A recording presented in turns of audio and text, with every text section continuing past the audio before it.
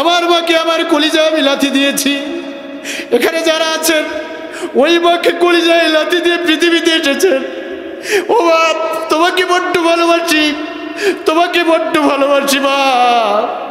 মায়ের কলিজায় আঘাত করলাম, পৃথিবীতে চলে আসলাম।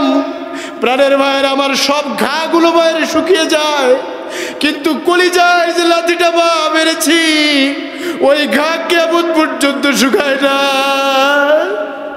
যার মা নাই সে বোঝে মা কি বেদনা। মাহফিলে আসছেন, মাকে মা বলে ডাক দিয়ে আসতে পারেন নাই।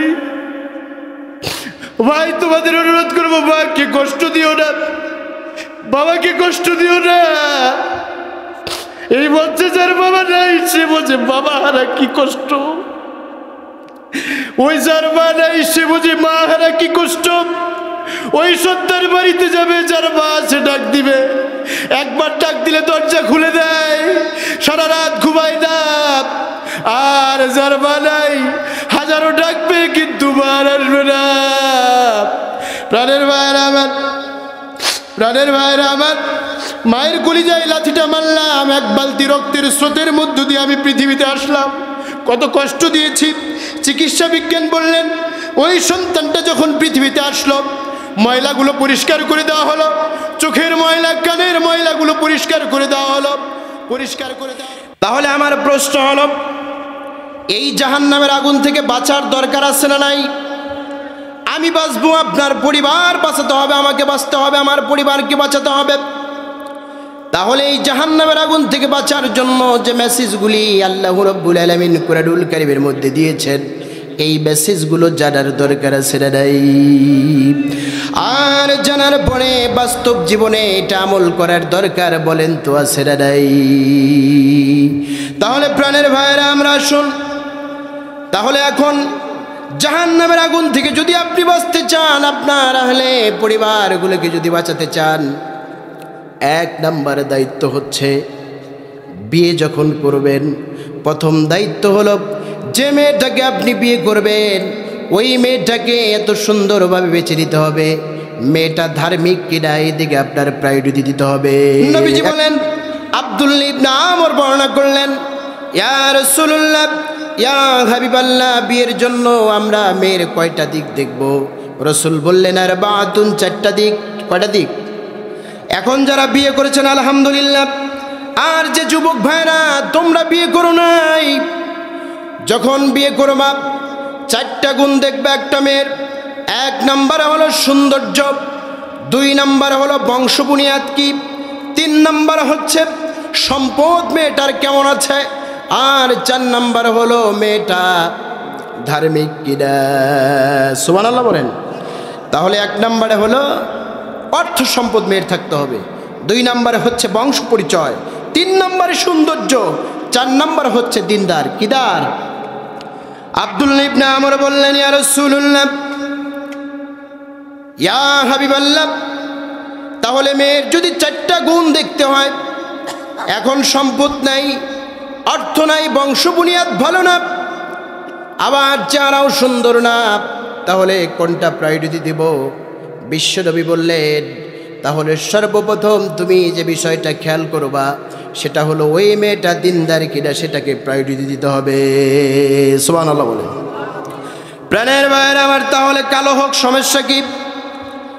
এখন কালো মেয়ে অর্থ সম্পদ আছে কিন্তু বিয়ে করতে চায় না, আবার সুন্দরী কিন্তু অর্থ নাই বিয়ে করতে চায় না। বাবা বলে, ওই ছেলে বলে, কোথায় যে উঠবো, শ্বশুর বাড়ি দুইটা বন্ধু নিয়ে যেতে পারবো না, সুতরাং এই মেয়েকে বিয়ে করা আবার পক্ষে সম্ভব।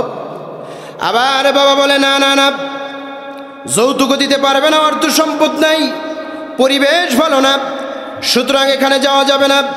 কিন্তু আল্লাহর নবী বললেন, ও পৃথিবীর উম্মত, সর্বপ্রথম যদি তিনটা নাও থাকে, সম্পদ নাই, বংশ ভালো না, সৌন্দর্যও বেশি ভালো না, কিন্তু সর্বপ্রথম তোমাকে যে বিষয়টা লক্ষ্য করতে হবে সেটা হচ্ছে মেয়েটা দিনদার কিনা। সুবহানাল্লাহ বলেন। কারণ হলো প্রাণের ভাইয়েরা আমার, আপনি গাছ গাড়বেন, টমেটো গাছ, আর যদি খেতে চান আপেল, তাহলে কি হবে নাকি? প্রাণের ভাইয়েরা আমার, সংসারটা হলো একটা ফুল বাগান। আল্লাহর নবী বলেন, ও পৃথিবীর মানুষ শোনো, আল্লাহর নবী বলেন, ও পৃথিবীর মানুষ শোনো, এই যে তোমার পরিবার একটা ফুল বাগান। আমার প্রাণের ভাইয়েরা আমার, আপনি ভুট্টা গাছ লাগাইছেন, এই ভুট্টা গাছটা শুরু থেকে প্রথম থেকে নিয়ে শেষ পর্যন্ত খেতে চাষ দিতে হয়, আবার সার দিতে হয়, স্প্রে করতে হয়, ভুট্টা লাগাতে হয়, আবার স্প্রে করতে হয়, আবার স্প্রে করতে হয়, সেচ দিতে হয়, আবার সেচ দেওয়ার পরে আবার সার দিতে হয়, তারপরে ভুট্টা বাড়িতে আসে। প্রাণের ভাইরা আমার, তার মানে বোঝা গেল আমার মায়েরা, আপনাদের জায়গা হচ্ছে না, আপনারা একটু চেপে বসবেন। প্রাণের ভাইরা আমার, তাহলে শুনুন, একটা ফুলের বাগান করবেন, এই ফুলের বাগানটা করার জন্য পরিচর্যার দরকার আছে না নাই? আছে। ফুল কি এমনি এমনি হয়? এমনি হয় না। কিন্তু জঙ্গল, ঘাস, এগুলো কি পরিচর্যা করার দরকার হয়? এগুলো সার দিলেও হয়, না দিলেও হয়, আবার স্প্রেও করার দরকার হয় না, এমনিতেই হয়, কারণ এগুলো জঙ্গল। কিন্তু ফুলের বাগান তৈরি করার জন্য আপনাকে চেষ্টা করতে হবে। ফুলের বাগান এমনি হয় না, ভুট্টা এমনি হয় না, ধান এমনি হয় না, পরিশ্রম করতে হয়। এই পরিশ্রমের ফসল আল্লাহ দেন। সুতরাং ফুলের বাগান আপনি তৈরি করবেন, আপনি পরিশ্রম করবেন না, ফুল আসবে কেমনে? তাহলে প্রথম হলো, নারীটা দিনদার কিনা আপনাকে প্রায়োরিটি দিতে হবে। যদি দিনদার হয় প্রাণের ভাইরা আমার, তাহলে ওই নারীর গর্ভ থেকে যে সন্তানগুলো আসবে 100% ওই সন্তানগুলো হবে দিনদার।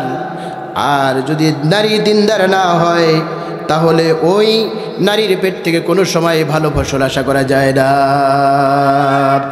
প্রাণের ভাইরা আমার, তাহলে আসুন, আল্লাহ রাব্বুল আলামিন কোরআনুল কারীমের মধ্যে কি কি বিষয়গুলো বলেছেন, সে বিষয়গুলো আমরা অনুধাবন করব। আল্লাহ রাব্বুল আলামিন বলেন, ও বান্দা শোন, এই আসমানের মালিক আমি, জমিনের মালিক আমি।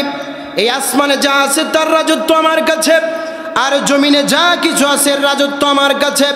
আমি আল্লাহ যারে চাই পুত্র সন্তান দেই, আর আমি আল্লাহ যারে চাই কন্যা সন্তান দেই, আর আমি আল্লাহ যারে চাই কন্যাও দেই, ছেলেও দেই, আর আমি আল্লাহ যারে চাই না কন্যাও দেই না, ছেলে সন্তানও দেই না, আমি তারে পৃথিবীতে বন্দা বানায়া পৃথিবীতে রেখে দেই। ঠিক না বলেন ভাইয়ের আমার? তাহলে ছেলে দেন কে? মেয়েও দেন কে? আবার ছেলে মেয়ে দুটোই দেন কে? আবার অনেকের সন্তান হয় না, মা ডাক শোনে না, বাবা ডাক শোনে না, ওই বাটা বন্দা হয়ে থাকে। প্রাণের ভাইয়ের আমার, এই বন্দা রাখেন যিনি, তিনি কে? প্রাণের ভাইয়ের আমার, তাহলে আসুন, কেন আপনাকে ভালো মা নির্বাচন করতে হবে? প্রাণের প্রিয় ভাইয়েরা আমার, বিজ্ঞানীরা গবেষণা করেছেন যে হিউম্যান নিয়ে যারা গবেষণা করছেন, হিউম্যান নিয়ে এবং ভ্রূণতত্ত্ব নিয়ে, হিউম্যান এবং ভ্রূণতত্ত্ব নিয়ে তারা গবেষণা করছেন বিজ্ঞানীরা। এই বিজ্ঞানীরা হিউম্যান এবং ভ্রূণতত্ত্ব নিয়ে গবেষণা করে দেখলেন যে একজন সন্তান যখন মায়ের পেটে আসে, মায়ের পেটে যখন আসে, পৃথিবীতে আসার 16 সপ্তাহ থেকে এই সন্তান কানে শুনতে পায়। বলেন সুবহানাল্লাহ। এখন যদি আপনারা বলেন, হুজুর বিজ্ঞান এটা প্রমাণ করলো হিউম্যান রিসার্চ করে আর ভ্রূণতত্ত্ব রিসার্চ করে, না বিজ্ঞান প্রমাণ করলো এখন, আর আল্লাহ রাব্বুল আলামিন কোরআনুল কারীমের মধ্যে 1550 বছর আগে এই তথ্য ঢুকিয়ে দিয়েছেন। বলেন আল্লাহু আকবার। আল্লাহ কোরআনুল কারীমের অজস্র জায়গায় সামস এই শব্দটি ব্যবহার করেছেন এবং বলেছেন বছর। সামস শব্দের অর্থ হচ্ছে, আলেমরা আছেন বুঝতে পারবেন, শ্রবণ শক্তি। সামস শ্রবণ শক্তি, বছর যারা চোখে থাকে দৃষ্টি শক্তি। বিজ্ঞান প্রমাণ করলো 21 শতাব্দীতে, আর 1550 বছর আগেই আল্লাহ রাব্বুল আলামিন কোরআনুল কারীমের মধ্যে এই তথ্য দিয়েছেন যে একজন সন্তান 16 সপ্তাহ আগেই মা কি কি করে এই সন্তান কানে শোনে, বাসর। তাহলে মা যদি খারাপ হয়, দেখবে টেলিভিশন, দেখবে ডিজে গান, নানান নায়ক নায়িকার ছবি দেখবে, অশ্লীলতা দেখবে। এই সন্তান বড় হয় চোট ছাড়া অন্য কিছু আশা করা যায় না। আজকে অনেক বাবারা বলেন যে আমার ছেলে কথা শুনে না, আমাকে মারে। তোর কপালে যে জুতো মারে না, এটা তোর ভাগ্য ভালো, কারণ গাছ বুনেছে বলে জুটতে পারে না, ঠিক কিনা বলেন? প্রাণের ভাইয়ের আমার, সুতরাং আসুন মা নির্বাচন করতে হবে। এই সন্তানটা কানে শোনে, শ্রবণ শক্তি শোনে, মা যখন কোরআন তেলাওয়াত করবে এই সন্তানটা পৃথিবীতে এসে মিজানুর রহমান আজহারি হবে, ঠিক কিনা বলেন? আর এই সন্তানের মা ওই পেটে যখন সন্তান কানে শুনতেছে শ্রবণ শক্তি, তখন মা ডিজে গান শোনে, চাম্মাক চলো চাম্মাক চলো, বাবারে বাবা কোন গান আল্লাহ ভালো জানে, যেটা আমি পারি না। তাহলে এই সন্তান বড় হয়ে ডিপজল ছাড়া আশা করা যায়? নেশাখোর ছাড়া আশা করা যায়? অনেক বাবা বলে হুজুর আমার ছেলে কথা শোনে না। কথা শুনবে কেমন? অনেক জাহেল পিতা আছেন আপনারা, দুপুরবেলা বাবা খেয়ে দে ছেলেকে বলে আব্দুর রশিদ বিড়িটা একটু ধরাইয়া দে, আছে না নাই? অনেক জাহেল পিতা আছে। আপনি পিতা দাবি করছেন, হয় আব্দুর রশিদ, জাহিদুল ইসলাম চৌধুরী বিড়িটা ধরে আন। আল্লাহর কসম, আমার বাবা এক সময় বিড়ি খেতে আজকে মঞ্চে এসেছেন, আছেন আমার বাবা, তো ছোটোবেলায় আমাকেও বলেছেন যে বাবা একটা বিড়ি ধরে নিয়ে আসো। এখন বিড়ি খাওয়া বাদ দিয়ে দিয়েছে। বারবার ম্যাচ লাইট ধরাই, স্যার ধরে না, তখন নিজেই টান দিয়ে ধরাই, তখন তাড়াতাড়ি ধরে। আল্লাহর কসম, মিথ্যা বলছি না কোরআন সামনে। বারবার ধরাই, ধরে না। বাবা কাজ করতেছে, শুয়ে আছে, এখন ধরে না ধরে না ধরে না। আবার অনেকে টান দেয় না, তখন চিন্তা করে বাবা এত মনের সুখে খায়, আমিও একটা টান মারি দেখি কেমনে খাওয়া, কেমনে একটা সুখ আছে। আপনি বিড়ি ধরাচ্ছেন, এই সন্তানদের 2 দিন পর গাঁজা টানবে না, তার কি নিশ্চয়তা আপনি দিবেন? সুতরাং সন্তানের সামনে এই বিড়ি টানা বন্ধ করতে হবে। আজকে বিড়িটা আপনি ধরাচ্ছেন, আপনার সন্তানকে শিখিয়ে দিচ্ছেন যে বিড়ি ধরিয়ে দাও, আর আপনার সন্তান আপনার কথা শোনে না। ভাইয়ের আমার, আসুন প্রাণের ভাইয়ের আমার, তাহলে 1 নম্বরে মা নির্বাচন করতে হবে। এখন 2 নম্বরে আসেন, সন্তান হওয়ার জন্য, সন্তান যখন পৃথিবীতে আসবে, এই সন্তান হওয়ার জন্য আপনি দোয়া করবেন, রব্বি হাবলি মিনাস সলিহিন। আল্লাহু আকবার। রব্বি হাবলি মিনাস সলিহিন। ও আল্লাহ, তুমি আমাকে একজন নেককার সন্তান দান করো। কি সন্তান? নেককার সন্তান। কিন্তু আমাদের নেককার সন্তান আমরা চাই না। জমির আইল নিয়ে মারামারি, কয় আমার একটা সন্তান বিধায় আইল কাটতে এসেছ। আল্লাহ যদি আমাকে 4টা সন্তান দিত, আইলের সামনে আসা এক একটা করে কোপ দিয়ে ফেলাইতাম। নিয়ত কত বড় বাজে। সুতরাং আপনি নিয়ত করবেন, ও মা, আপনি নিয়ত করবেন যে আল্লাহ তুমি আমাকে কি দাও? নেককার সন্তান দাও। প্রাণের ভাইয়েরা আমার, তাহলে দোয়া করতে হবে আল্লাহর কাছে। আল্লাহ রাব্বুল আলামিন দোয়া শিখিয়ে দিচ্ছেন, পড়েন আমার সঙ্গে, রব্বিজআলনি মুকিমাস সালাতি ওয়া মিন যুররিয়াতি রব্বানা ওয়া তাকাব্বাল দুআ। আল্লাহ দোয়া শিখিয়ে দিচ্ছেন, ও বান্দারা তোমরা দোয়া করবা, হে আল্লাহ আমাকে তুমি নামাজ কায়েমকারী বানাও, আমার সন্তানদেরকে বানাও, আমার আহলে পরিবারকে বানাও। হে রব্বি করিম, তুমি আমার দোয়া কবুল করো, বলেন আমিন। ভাইরা আমার, তাহলে আপনাকে দোয়া করতে হবে সন্তানের জন্য। আল্লাহ রাব্বুল আলামিন বলছেন, والذين يقولون ربنا هب لنا من أزواجنا وذرياتنا قرة أعين واجعلنا للمتقين إماما। আল্লাহ রাব্বুল আলামিন বলেন, বান্দারে তোমরা আমি আল্লাহর কাছে চাও, ও আল্লাহ আমার সন্তানটা কথা শোনে না, বাজে হয়ে গেছে, খারাপ হয়ে গেছে। ও মা, ও বাবা, সন্তানকে বরদোয়া দিও না। যদি আল্লাহ কবুল করে দেয়, সন্তান ধ্বংস হয়ে যাবে। নামাজে দাঁড়াবেন বস্ত কবরত চিত্তে, আল্লাহর কাছে আপনার সন্তানের জন্য দোয়া করবেন, আর বলবেন, ও আল্লাহ আমাকে সন্তান দিয়েছ, এই সন্তানটা তোমার রাস্তায় তুমি কোরবানি করে নাও। আর এই সন্তানটা অবশ্যই অবশ্যই আল্লাহ যাতে আমার জন্য চক্ষু শীতলকারী হয়ে যায়, বলেন সুবহানাল্লাহ। প্রাণের ভাইয়ের আমার, তাহলে 2 নম্বরে আসেন। এই সন্তানটা পৃথিবীতে আসলো, 2 নম্বর কাজ হচ্ছে, পৃথিবীতে আসার সঙ্গে সঙ্গে আপনার 2 নম্বর কাজ হচ্ছে সন্তানের কানে আপনাকে আজান দিতে হবে। কি দিতে হবে? আজান দিতে হবে। প্রাণের ভাইয়ের আমার, অবশ্যই আপনি যখন সন্তানটা পৃথিবীতে আসবে ওই সময় ভূমিষ্ঠ হওয়ার সঙ্গে সঙ্গে অবশ্যই আপনি আজান দিবেন। বুখারী আবু দাউদ শরীফের 5105 নম্বর হাদিস। عن عبد الله بن عمر رافع رضي الله تعالى عنه أن النبي صلى الله عليه وسلم قال رأيت رسول الله صلى الله عليه وسلم أذان في أذون الحساد ابن علي يا ولادة فاطمة بالصلاة আল্লাহর নবী বলেন, রাফি হাদিসটি বর্ণনা করেন যে আল্লাহর নবী আমরা বসে আছি, হযরত আলীর পুত্র সন্তান হাসান যখন পৃথিবীতে আসলো, রসুলের সামনে নিয়ে যাওয়া হলো। আল্লাহর নবী তার ডান কানে আজান দিলেন এবং বাম কানে মৃদু মৃদু করে আকাবত দিলেন। সুবহানাল্লাহ। প্রাণের ভাইয়েরা আমার, আপনার জন্মের সময় আল্লাহু আকবার আল্লাহু আকবার এই আজান হয়ে গেল, আকামত হয়ে গেল। কিন্তু যেদিন আমার চেয়ারম্যান ভাই ইন্তেকাল করবে, ওই দিন কিন্তু আর আজান আকামত হবে না। জন্মের সময় আজান আকামত হয়ে গেছে, মরার পরে খাতটা যখন সামনে থাকবে, ইমাম সাহেব সামনে দাঁড়িয়ে যাবে, মুয়াজ্জিন পিছনে থাকবে, কিন্তু আকামত হবে না। কি আকামত হবে না, আজান হবে না, ডাইরেক্ট আওয়াজ হয়ে যাবে। সুতরাং সন্তান যখন পৃথিবীতে আসবে, ডান কানে আজান আর বাম কানে আকামত শিখিয়ে দিয়েছেন মুহাম্মদ সাল্লাল্লাহু আলাইহি ওয়াসাল্লাম। কিন্তু আমরা আকামত দেই না, আজান দেই না, লজ্জা পাই। এখন তো ম্যাক্সিমাম সিজার হয়, সিজারে শেষ হাসপাতালে। ভাইয়েরা আমার, 1 মাস 2 মাস ভাবি অত্যন্ত ভালো, ডাক্তারের কাছে নিয়ে যাওয়া হয়, ডাক্তার বলে পজিশন খুব ভালো। 2 মাস পজিশন ভালো, 4 মাস পজিশন ভালো, 7 মাস পজিশন ভালো। যখনই সময়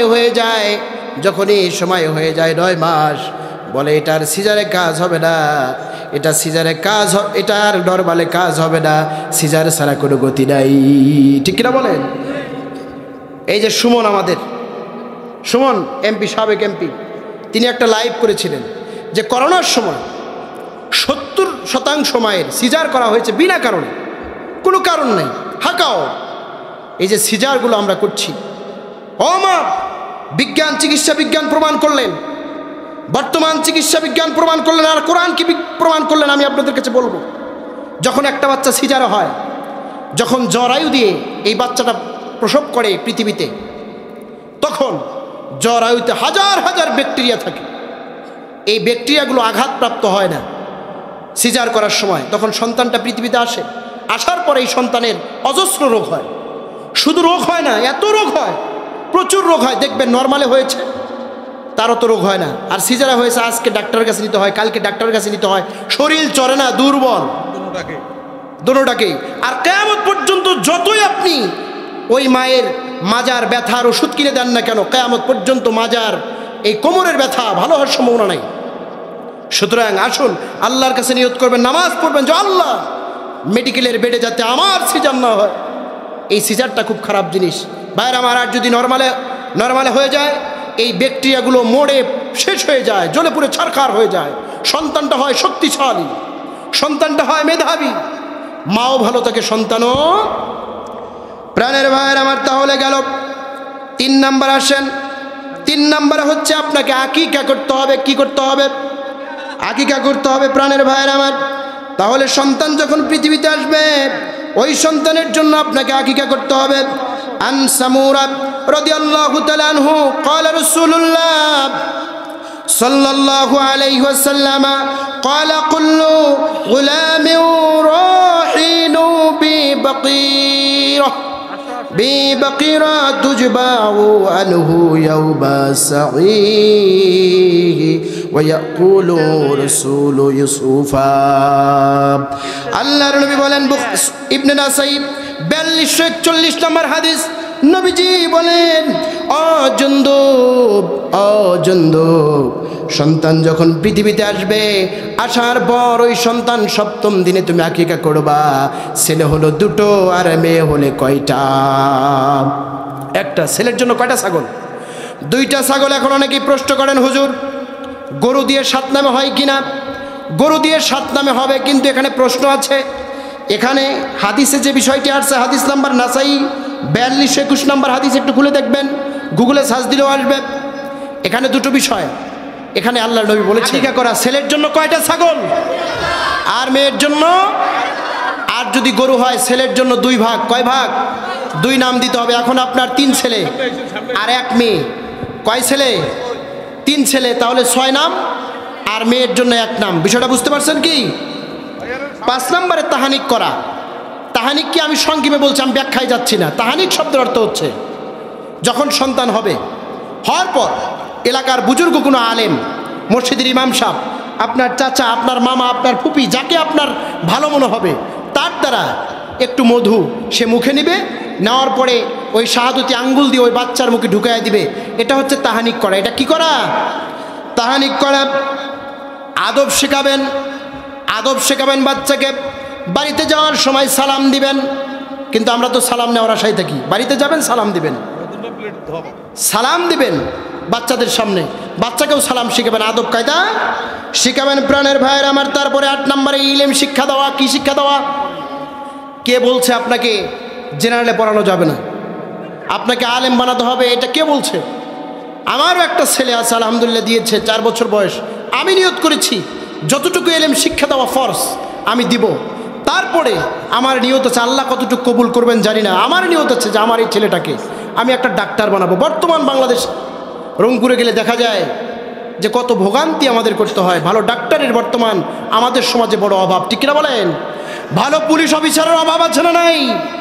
ভালো কৃষি অফিসার, ভালো ইউনো, ভালো চেয়ারম্যান, ভালো মেম্বার, ভালো এমপি মন্ত্রী, এগুলো দরকার আছে না নাই? সুতরাং আপনার সন্তানকে যতটুকু ইলম শিক্ষা দেওয়া ফরজ আপনি অতটুকু দিবেন। যদি এখন না দেন, বড় হয়ে সে আর এগুলো শিখতে পারবে না। এখনই আপনি দিবেন। আপনার সন্তানকে কোরআন শিখাবেন, আপনার সন্তানকে কোরআন শিখাবেন, জানাজা শিখাবেন। আপনি মারা যাবেন, আমি আমার বাবার জানাজায় যখন দাঁড়াবো, আমি যতটা মর্মাহীন হব, অন্য হুজুর দাঁড়াইলে কি সেটা হবে?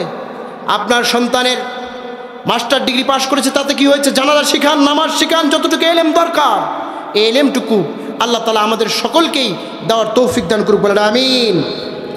সন্তানদের সুন্দর নাম রাখা। কি নাম রাখা? সুন্দর নাম রাখা। এখন নামের ক্ষেত্রে একটু ব্যাখ্যা দেই। নাম রাখছে বৃষ্টি। বৃষ্টি নামে এলাকা আছে না নাই? বাবা যুবকরা আছে না নাই? যুবকদের কালেকশনে এই নামগুলো অনেক থাকে। বৃষ্টি। ছেলের নাম হলো সাগর, আছে না নাই? আছে। এক কুড়িগ্রামে মাহফিলে গেলাম, বলছে হুজুর আমার ছেলের জন্য একটু দোয়া করবেন। নাম কি? কয় তুফান। তুফান কয় ঝড়ের দিনে হয়েছে, এই ঝড়ের দিনে হয়েছে থেকে তুফান। তা আমি বললাম যদি বজ্রপাত হইতো তাহলে রাখতেন কি ঠাডা পড়া?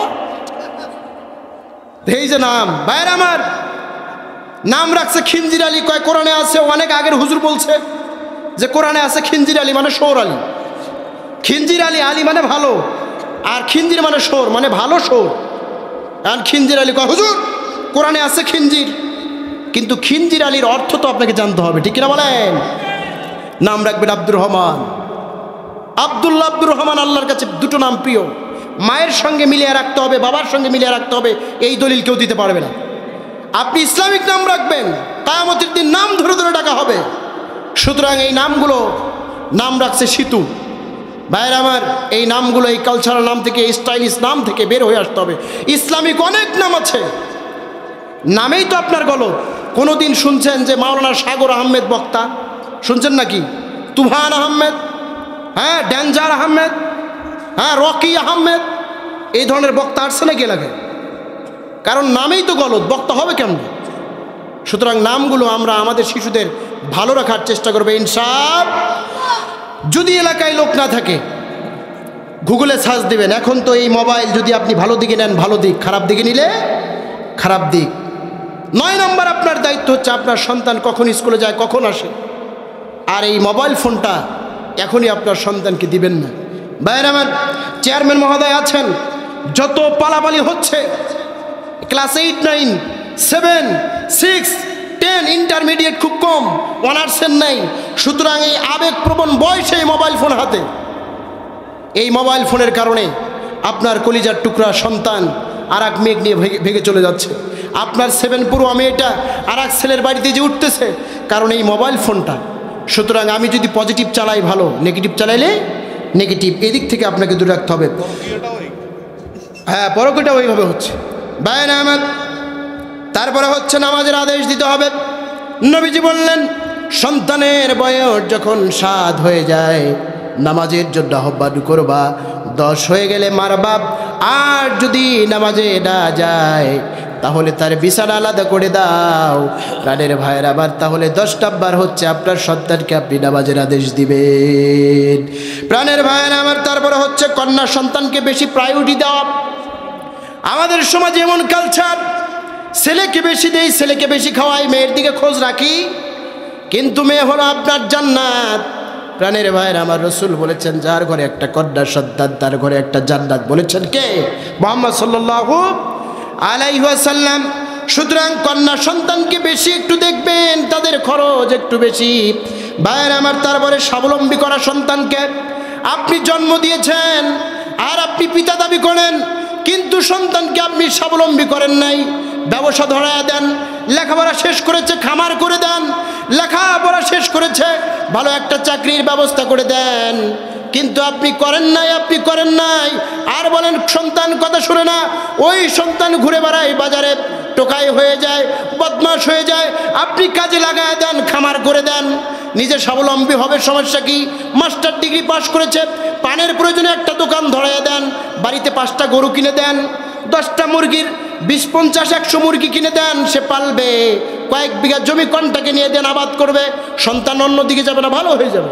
আপনি তা করছেন না, আর বলেন কথা শুনলেন না, টাকা দিলে নষ্ট করবে। আপনি রিস্ক নিতে হবে, যে কাজে রিস্ক নেবেন না। চেয়ারম্যান মহোদয় ভোটে রিস্ক নিয়েছে যে আমার কত টাকা খরচ হয় হোক, চেয়ারম্যান হতেই হবে, হইলে হবে না হলে নাই। রিস্ক নিয়েছে বিদায় চেয়ারম্যান হয়েছে। আপনি রিস্ক নেন না তো আপনার সন্তানকে নিয়ে। প্রাণের ভাইয়ের আমার, তারপরে খাতনা করানো, খাতনা করাবেন সন্তানকে। এটা হচ্ছে ইব্রাহিম আলাইহিস সালামের সুন্নাহ, খাতনা করানো। যখন সন্তানের বয়স হবে 8-9 বছর কিংবা 7-8 বছর বুঝবে, তখন এই সন্তানকে খাতনা দিতে হবে। বিষয়টা বুঝতে পারছেন তো? খাতনা দিতে হবে।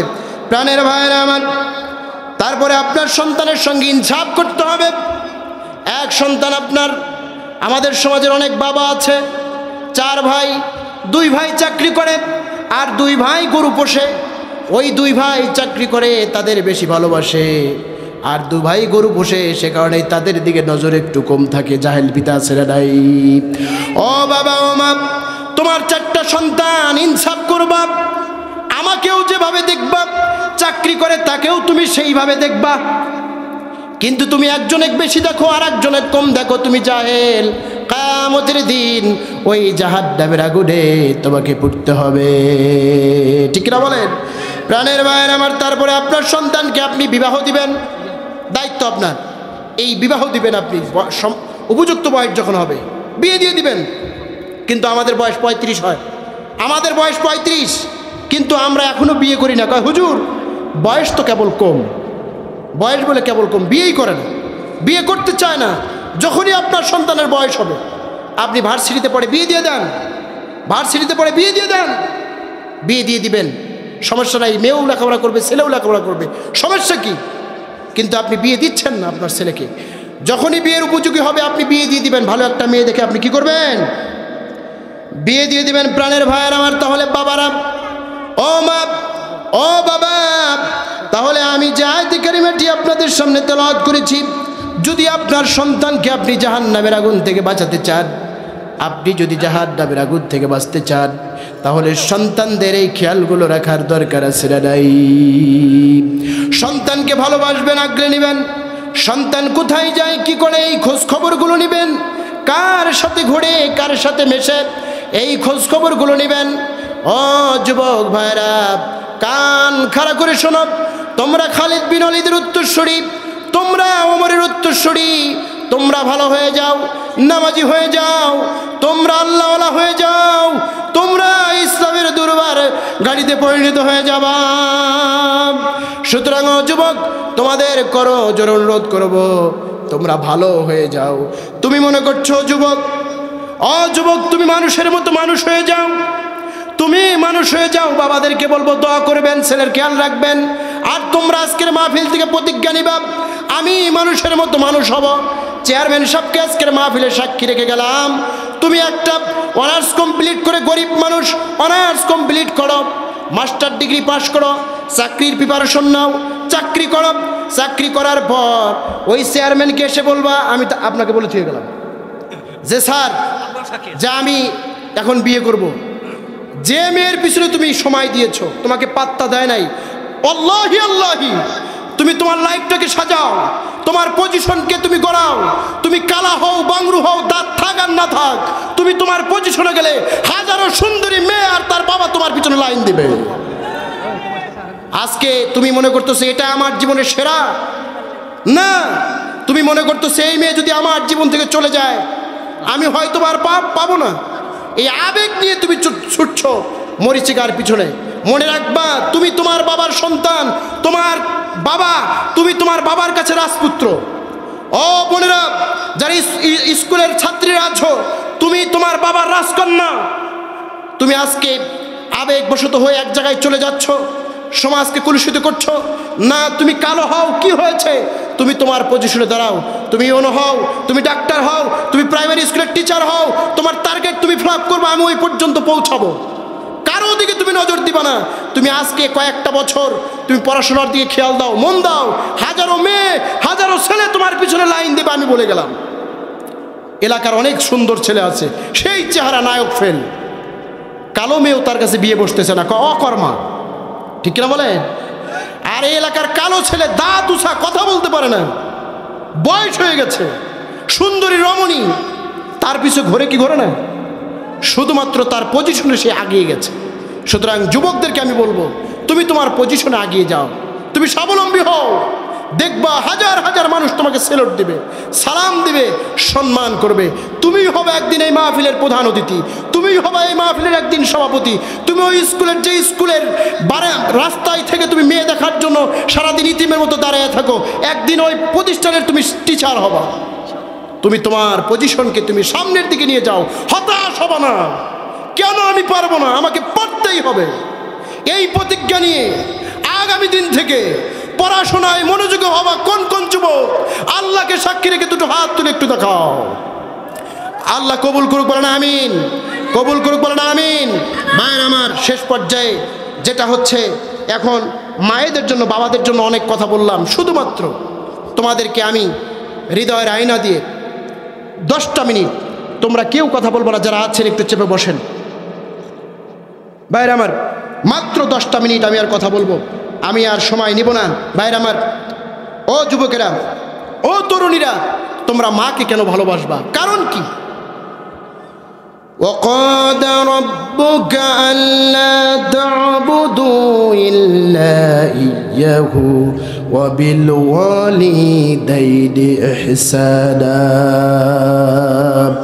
আল্লাহ রাব্বুল আলামিন বলে, বান্দারে আমি আল্লাহর গোলামি করবা, আর 2 নাম্বার মা এবং বাবার সাথে সৎ আচরণ করবা। বাবা মায়ের অনেক হক আছে, যদি কোনোদিন আল্লাহ তৌফিক দেয় এলাকার কোনো মাহফিলের মঞ্চে কথাগুলো বলার চেষ্টা করব। প্রাণের ভাইয়েরা আমার, তাহলে আসুন ও যুবকেরা, হৃদয়ের কান দিয়ে কথাগুলো শুনবা। মাত্র 10টা মিনিট, আজকের এই আলোচনাটা তোমার জীবনের শ্রেষ্ঠ আলোচনা হতে পারে, তোমার জীবনটা পাল্টে যেতে পারে। মাত্র 10টা মিনিট মায়ের সঙ্গে কেন ভালো ব্যবহার করবা, আর বাবার সাথে কেনই বা ভালো ব্যবহার করবা, কারণটা কি? প্রাণের ভাইয়েরা আমার, রংপুরের এক ডাক্তার অবায়দুল্লাহ স্যার, তিনি গাইনি বিশেষজ্ঞ, তার সঙ্গে আমার একটা সুসম্পর্ক। তার চেম্বারে একদিন যাওয়ার পর তিনি ডাক দিয়ে বললেন, হুজুর, এই যে ওয়াকাদা রাব্বুকা আল্লা তা'বুদু ইল্লা ইয়াহু ওয়া বিল ওয়ালিদাইনি ইহসান, এই আয়াত আল্লাহ রাব্বুল আলামিন দিয়েছেন। আমি গবেষণা করে দেখলাম, কেনই বা ইহসান করতে হবে? ইহসান মানে বেশি করা, ইনসাফ মানে সমান সমান, মানে 10 টাকার ভাড়া আপনি 10 টাকা দিলেন, এটা হচ্ছে ইনসাফ। এটা কি? ইনসাফ। আর ইহসান হচ্ছে ভাড়া 10 টাকা আপনি দিলেন 20 টাকা, এটা হচ্ছে ইহসান। ওই আবাইদুল্লাহ স্যার বললেন, হুজুর, মাকে কেন আপনি ভালোবাসবেন, মাকে কেন আল্লাহর পরে আপনি স্থান দিবেন, বাবাকে কেন দিবেন? ও হুজুর, তাহলে শোনেন, একজন মা তার সন্তান যখন পেটে আসে, ওই মা শুরু থেকে শেষ পর্যন্ত স্যার বললেন, ও হুজুর শোনেন, একজন মায়ের বুক পেটে যখন একটা সন্তান আসে, যখন সন্তানের 7 মাস বয়স হয়, 7 মাস পর্যন্ত মায়ের পেটের যে থলেটা রয়েছে, 7 মাস পর্যন্ত সন্তানটা বাড়তে পারে।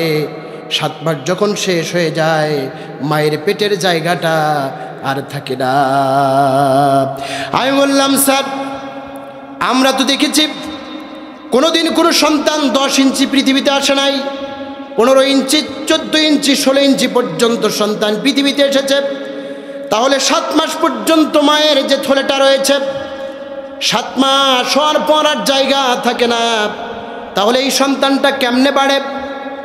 ডাক্তার আবাইদুল্লাহ স্যার বললেন, হুজুর 7 মাস যখন পার হয়ে যায়, আমার আল্লাহ রাব্বুল আলামিন ওই সন্তানের পা দুটো মায়ের কলিজা বরাবর সেট করে দেয়। ওই সন্তান মায়ের পেটে যত বড় হয়, মায়ের কলিজাটা উপরের দিকে উঠতে থাকে, যত বড় হয় মায়ের কলিজাটা উপরের দিকে উঠতে থাকে। এইভাবে উঠতে উঠতে 5 ইঞ্চি পর্যন্ত সন্তানের পা দুটো কলিজা বরাবর উঠে যায়। বলেন সুবহানাল্লাহ। আমি বললাম, স্যার তাহলে কি মায়ের কষ্ট হয় না? তিনি বললেন, হুজুর কষ্ট না, শুধু ওই 7 মাস থেকে সন্তানটা পৃথিবীতে আসার আগ মুহূর্ত পর্যন্ত ওই মায়ের পেটে 4,500 বার লাথি মারে। আমি বললাম, স্যার এই 4,500 লাথির মধ্যে সবচাইতে ছোট লাথিটা যদি বাবার কলিজায় বাড়া হতো। স্যার বললেন, হুজুর শোনেন, বিজ্ঞান এবং কোরআন প্রমাণ করেছেন, এই 4,500 লাথির মধ্যে ছোট লাথিটা যদি আমি আমার বাবার কলিজায় মারতাম, আমার বাবা কলিজা ফেটে, আমার বাবা হার্ট ফেল হয়ে কলিজা ফেটে পৃথিবী থেকে বিদায় নিত। বললাম, স্যার তাহলে মা কেন মরে না? মা, ও মা, মা কেন মরে না? বলছে, হুজুর যে সন্তান ওই মায়ের কলিজায় যত লাথি দেয়, ওই সন্তান পৃথিবীতে আসার পর ওই মা ওই সন্তানকে সবচাইতে বেশি ভালোবাসে। সুবহানাল্লাহ। প্রাণের ভাইয়ের আমার একটু খেয়াল করুন, একটা মেয়ে যখন প্রেগনেন্ট হয়, প্রথম প্রেগনেন্ট সন্তান পৃথিবীতে আসবে, স্বামীকে রাতের অন্ধকারে পা দুটো জড়ায় বলে, ও প্রাণের স্বামী, আমার বড্ড কষ্ট হয়, সম্ভব বউ আমি আর বাঁচব না, আমাকে ক্ষমা করে দিও। শ্বশুরকে বলে ক্ষমা করে দিও, আত্মীয় স্বজনদেরকে বলে ক্ষমা করে দিও, পাড়া প্রতিবেশী যারা আছে সকলকেই বলে ক্ষমা করে দিও। কিন্তু ওই যে জনম দুঃখিনী মা এবং বাবাকে ওই মেয়েটা ফোন দিয়ে 1 মিনিটের জন্য বলে না, বাবা আমার খুব কষ্ট হচ্ছে, তুমি আমাকে ক্ষমা করে দিও। মা করব কত বড় ধৈর্যশীল, একটু শুনুন ভাইরা আমার।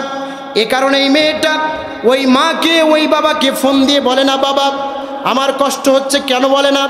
প্রাণের ভাইরা আমার, ওই মেয়েটার যখন প্রথম বিয়ে হয়ে যায়, প্রথম বিয়ের দিন ওই মেয়েটা লক্ষ্য করে, এই মেয়েটা বিয়ের দিন লক্ষ্য করে, মেয়েটা বিয়ের দিন লক্ষ্য করে যে আমার আব্বা, দেখবেন আপনাদের মেয়ের বিয়ে হয়েছে, বিয়ের দিন আত্মীয় স্বজন বন্ধু বান্ধব সকলেই খাবার নিয়ে ব্যস্ত, কথা বলেন ঠিক কিনা?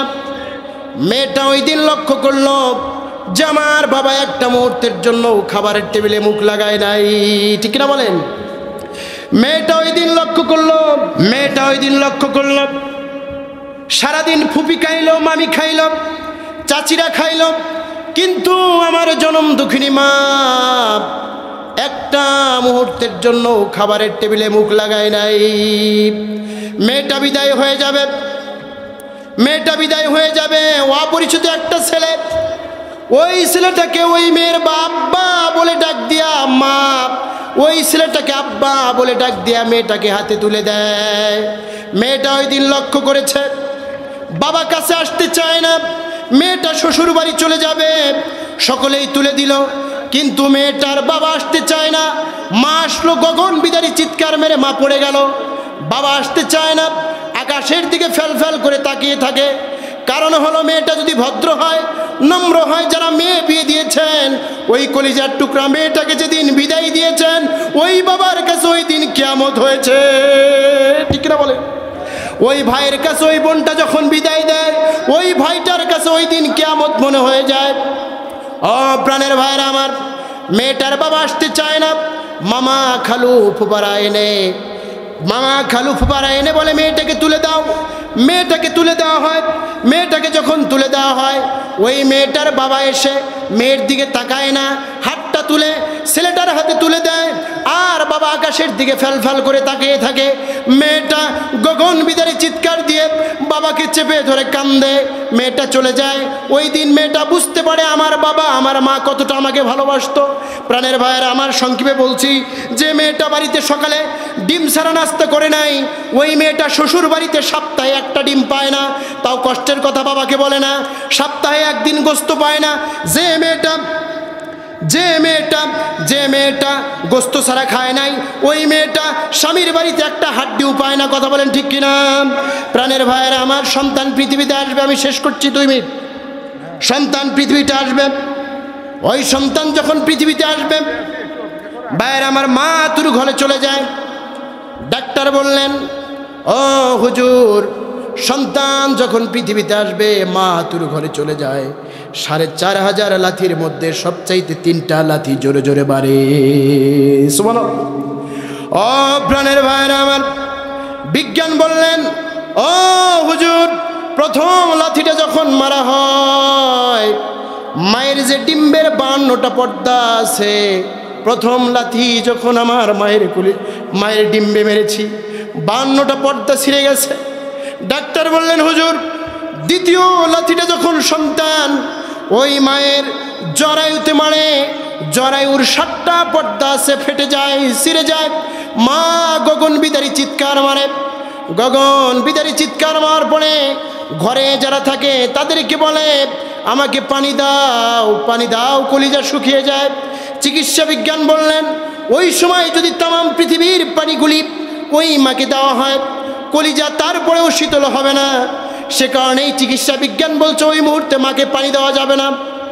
প্রাণের ভাইয়ের আমার, ডাক্তার বললেন, হুজুর শোনেন, তৃতীয় লাথিটা যখন আপনি মারলেন, তৃতীয় লাথিটা মারার পর তৃতীয় লাথিটা এমনভাবে আমি মেরেছি আমার মায়ের কলিজায়, লাথিটা মারার সঙ্গে সঙ্গে বুড়ি আঙ্গুলিটা মায়ের কলিজায় লাগে, মা অজ্ঞান হয়ে যায়।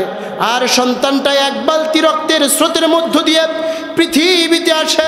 প্রাণের ভাই আমার, ডাক্তার বলেন, তৃতীয় লাথিটা মায়ের কলিজায় যখন মারা হয় বুড়ি আঙ্গুলিটা এমনভাবে মায়ের কলিজায় আঘাত করে মা গগন বিদারী চিৎকার মেরে জমিনে পড়ে যায়।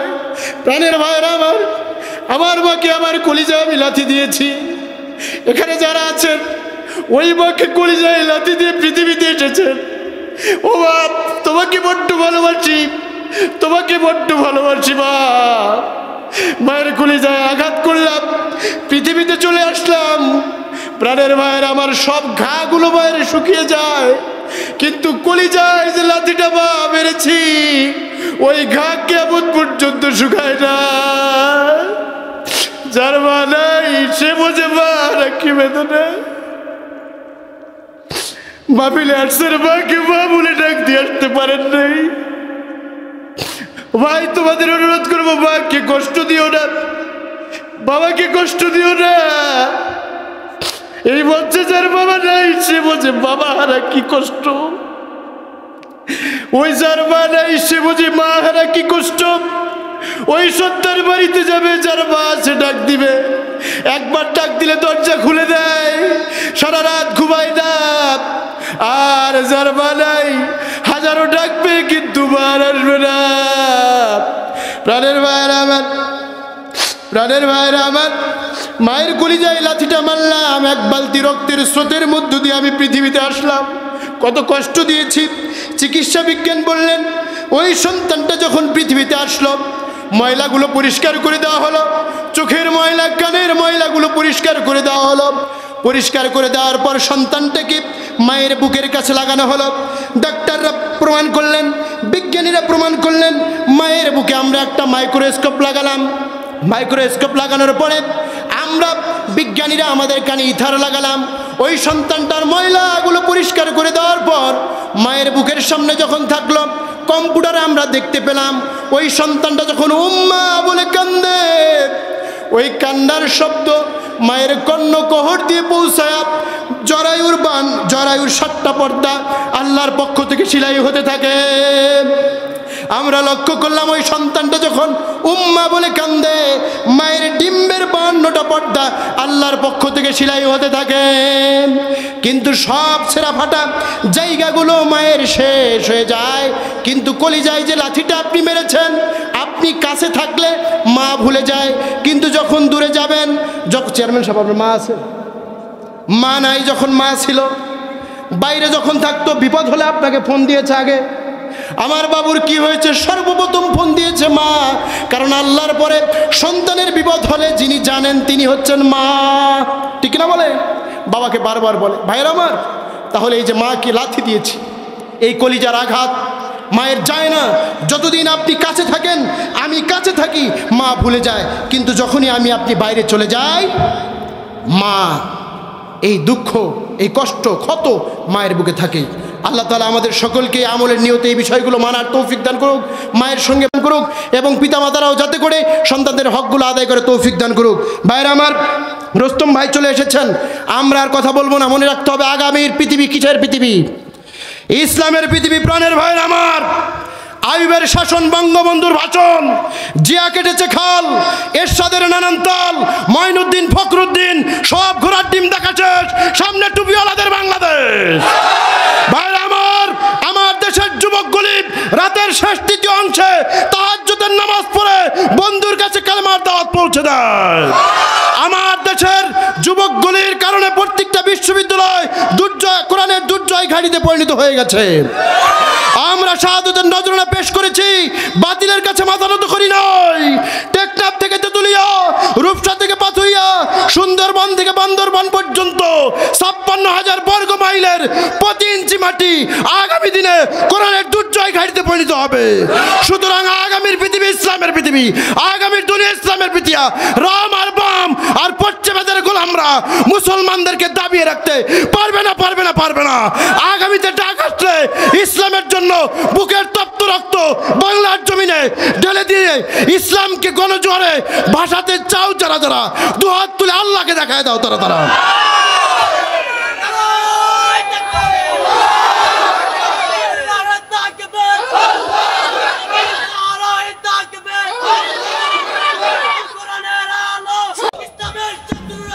আলহামদুলিল্লাহ,